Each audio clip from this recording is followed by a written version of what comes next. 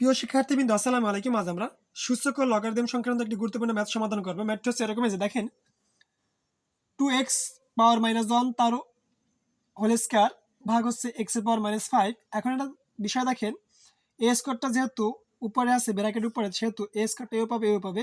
যখন 2 পাবে তখন হবে 4, আর যখন x এর পাওয়ার -1 পাবে তখন হবে x এর পাওয়ার -2, কারণ হচ্ছে 2 একে 2 ভাগ হচ্ছে x এর পাওয়ার -5। এখন একটা কাজ করি, আমরা এই ভাগের কাজটা করে নেই।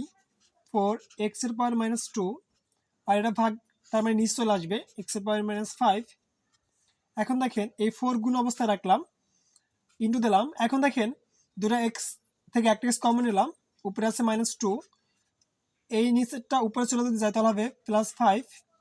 এখন দেখেন একটা কথা মাথায় রাখবেন, নিচ থেকে উপরে গেলে সবসময় মাইনাসটা প্লাস হবে, প্লাসটা মাইনাস হয়ে যাবে। এই 4x 5 গুণে 2 গেল থাকবে 3, তার মানে হচ্ছে বড় সংখ্যা হচ্ছে +3। তাহলে হচ্ছে আমাদের অ্যান্সার হচ্ছে ক নাম্বারটা 4x কিউব। আশা করি বুঝতে পেরেছেন। এরকম নিত্য নতুন ম্যাথ পেতে অবশ্যই আমাদের পেজটিকে লাইক কমেন্ট শেয়ার করে সাথে থাকবেন। আজ এখানে শেষ করছি। আল্লাহ হাফিজ।